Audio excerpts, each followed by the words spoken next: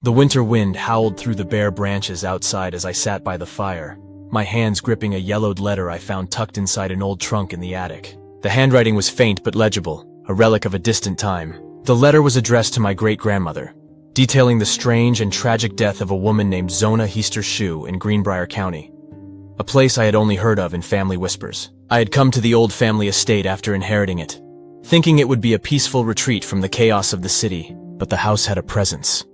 Something that lurked in the shadows, watching. I felt it from the moment I crossed the threshold. At first I dismissed the creeping unease as nothing more than my imagination. After all, this house had stood for over a century. Old homes creaked, they sighed. Nothing to be alarmed about. But then the dreams started. At night I found myself walking down dark, narrow corridors that seemed to stretch on forever, with only the faint glow of candlelight guiding my way. The air was thick with the scent of earth and decay, and a sense of dread hung over me like a suffocating shroud. In the distance I could hear the sound of sobbing, a woman's voice, soft but insistent. Each time I tried to get closer, the sobbing would stop, replaced by a chilling silence. And then, without warning, a figure would appear. Just for a split second, hovering at the edge of my vision. A woman in a long white dress, her hair disheveled, her face pale and contorted with anguish. I'd wake up drenched in sweat, my heart pounding. The image of that woman burned into my mind. Tonight was no different. As I sat there, staring at the letter, the flames in the fireplace flickering, the feeling of being watched grew stronger. I glanced over my shoulder, half expecting to see her standing there, just out of reach. But the room was empty, save for the shadows dancing on the walls. I returned my gaze to the letter, my curiosity piqued by the mention of Zona. The story went that she had died mysteriously in 1897, and her death was ruled as natural at first. But her mother, Mary Jane, claimed that Zona's ghost appeared to her in the dead of night, revealing that she had been murdered by her husband. It sounded like an old ghost tale, the kind that gets passed down through generations, becoming more embellished with each telling. But something about it nagged at me, something I couldn't shake. Why had my great-grandmother kept this letter hidden away?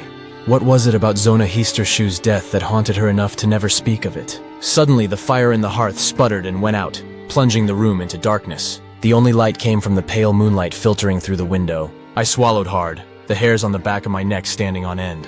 The house was silent, too silent. Then I heard it, a faint, almost imperceptible sound at first. A soft creak, like the sound of footsteps on old wooden floorboards. My pulse quickened as I strained to listen, the sound growing louder, closer. The footsteps stopped just outside the room.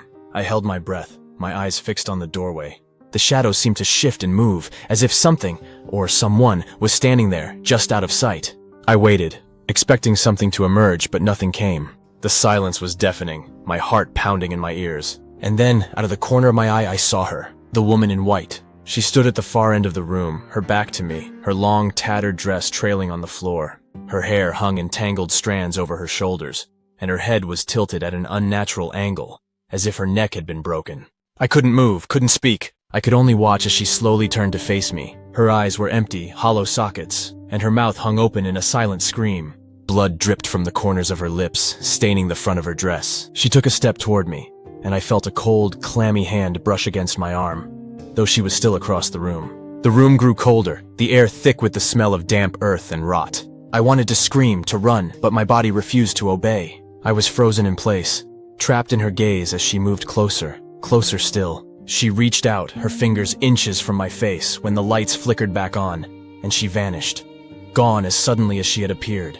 I gasped for breath, my body trembling, the fire roaring back to life in the hearth as if nothing had happened. But something had happened. I knew that now. Zona Heaster Shue wasn't just a ghost story. She was real, and she was trying to tell me something. But what?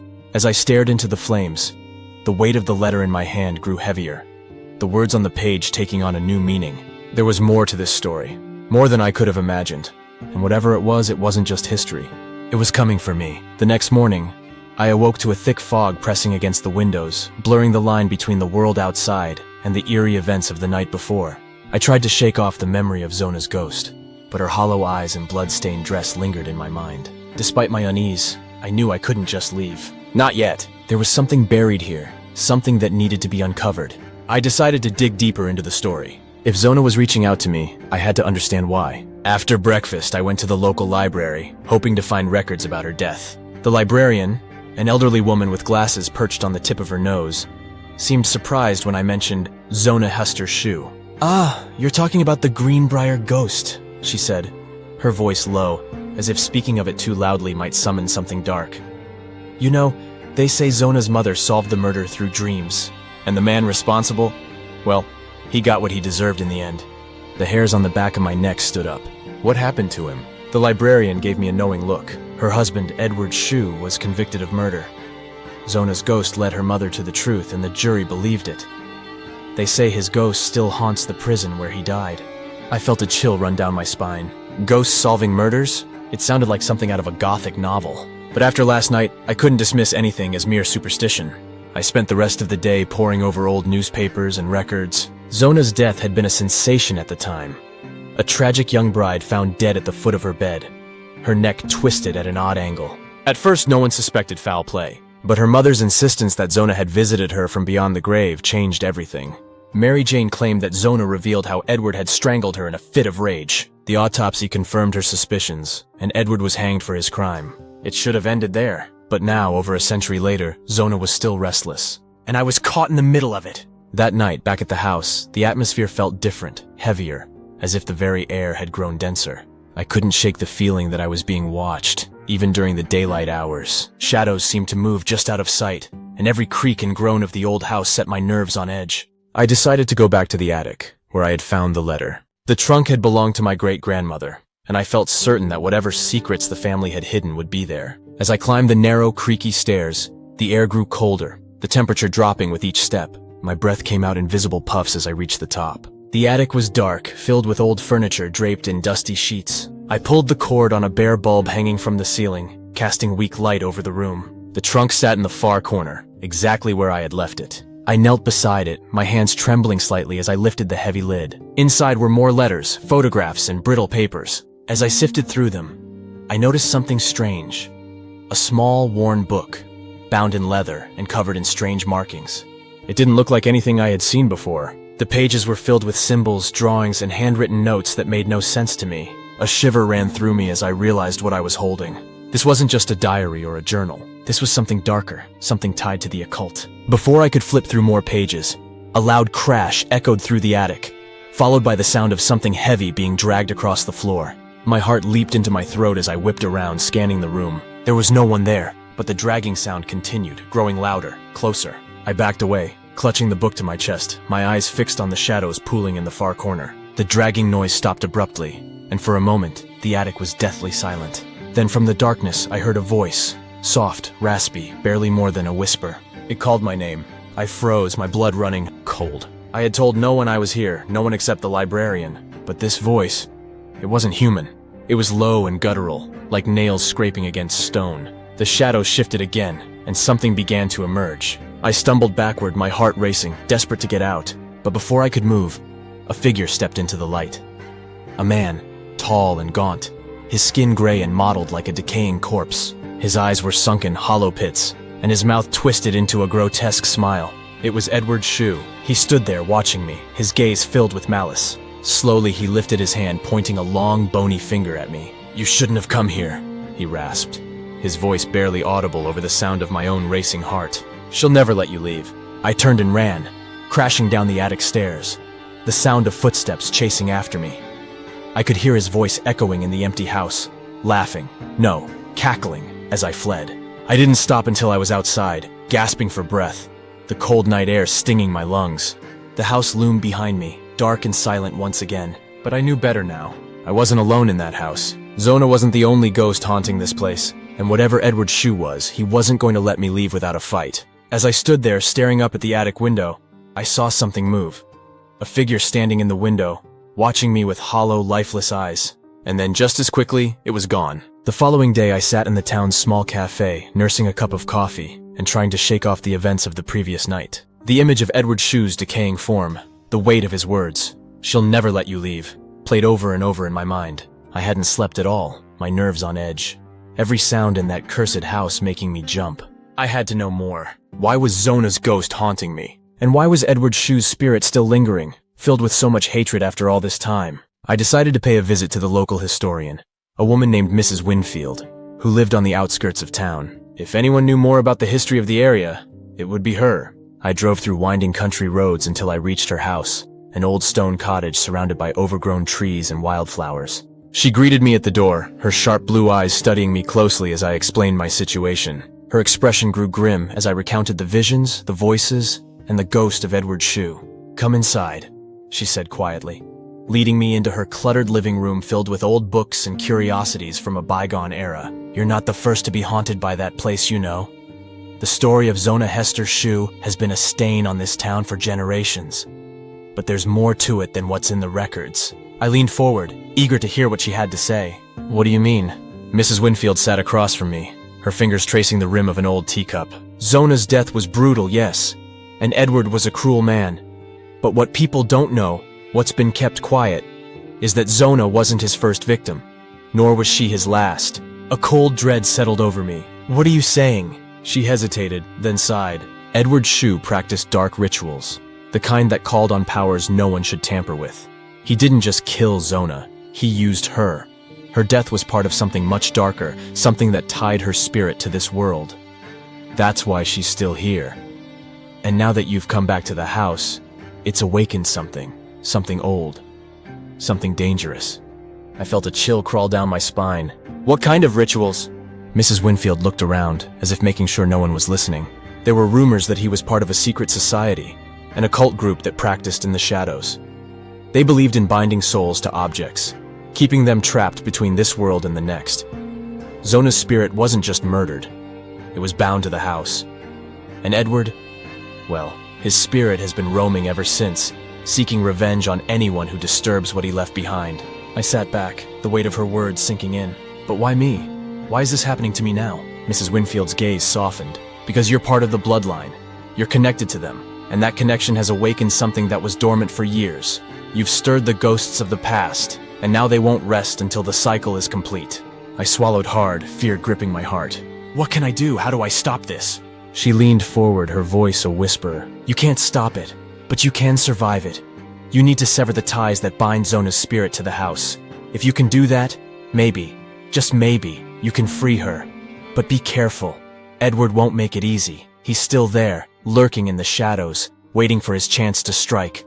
I left Mrs. Winfield's house with a heavy heart, the weight of what I had learned pressing down on me. The drive back to the estate felt longer than usual, the sky darkening as thick clouds rolled in, blocking out the sun. By the time I reached the house, rain was falling in sheets, thunder rumbling in the distance. The house loomed ahead, dark and imposing, its windows like empty eyes staring back at me.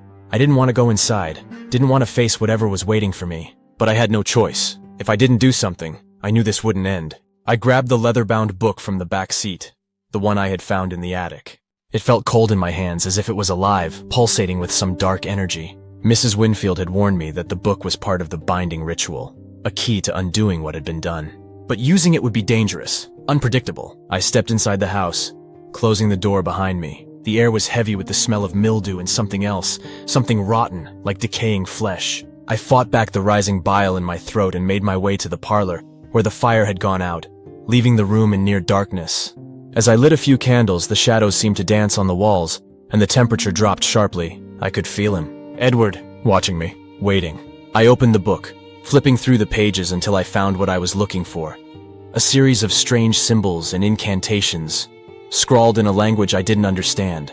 My hands shook as I began to read aloud, my voice barely above a whisper.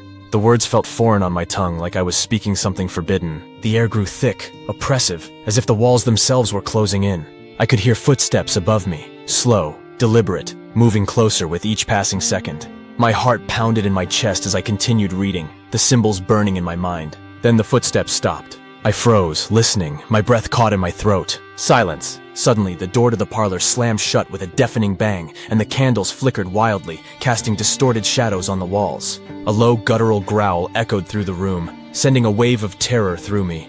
I turned, my eyes searching the darkness, and there he was. Edward. He stood at the far end of the room, his gaunt face twisted in rage, his hollow eyes burning with an unnatural light. His hands were outstretched, reaching for me, as the air around him seemed to warp and twist, bending reality itself. "Stop!" I screamed, holding up the book as if it could protect me. But he kept coming, his feet dragging across the floor, his breath coming in shallow, ragged gasps. "Stop!" I recited the final line of the incantation, and the room exploded with light, a blinding, searing light that filled every corner, every shadow. Edward screamed, a sound so horrifying and primal that it felt like it could tear the very fabric of the world apart. And then, just as suddenly as it had begun, it was over. The light faded, and the room was quiet once more. Edward was gone. The air was still, no longer thick with that suffocating presence. I stood there shaking, the book still clutched in my hands. Had it worked? Had I broken the binding? But before I could even catch my breath, a cold wind blew through the room, extinguishing the candles. The temperature plummeted, and from the shadows I heard it again. That same raspy voice, low and guttural, calling my name.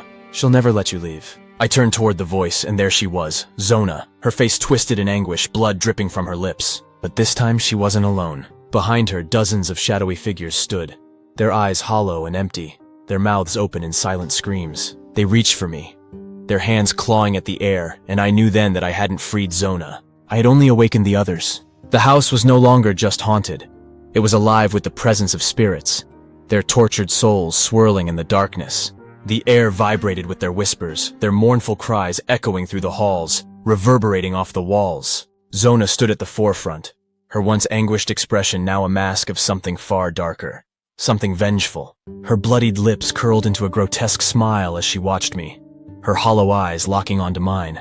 I backed away, the leather-bound book slipping from my trembling hands and thudding onto the floor. The shadowy figures behind Zona began to move, their forms shifting and flickering like distorted memories. Their whispers grew louder, a cacophony of voices that sent a shiver of pure terror down my spine. I had failed. Whatever ritual I had attempted, whatever spell I had cast had only made things worse. Edward Shue may have been vanquished, but his malevolent spirit had only been the beginning. Now, the dead of Greenbrier County, those who had been trapped by the same dark rituals, were awake, and they were coming for me. I turned and ran, my feet pounding against the wooden floors as I raced down the hallway. The walls seemed to close in around me, the very house warping and twisting, distorting my perception of space. Doors appeared where there had been none before. Hallways stretched into infinity, and behind me, the footsteps, hundreds of them, followed, closing in with every heartbeat. I rounded a corner and skidded to a halt, my breath catching in my throat. The narrow hallway led straight to a dead end, the walls closing in on either side. Trapped, the footsteps grew louder, closer, and I could feel the weight of their presence pressing down on me, suffocating me. I turned, pressing my back against the wall, my chest heaving as I tried to calm my frantic heartbeat. The shadows gathered at the far end of the hall, and Zona emerged from the darkness, her ghastly form leading the way. Her smile had widened, her eyes filled with a sickening hunger. The others followed in her wake, their movements jerky, unnatural, as if they were being pulled along by invisible strings. "Please," I whispered, though I knew it was futile. "Please just let me go." Zona tilted her head, her smile faltering for a moment, as if she were considering my plea, but then her lips twisted into a sneer, and she raised her hand, pointing directly at me.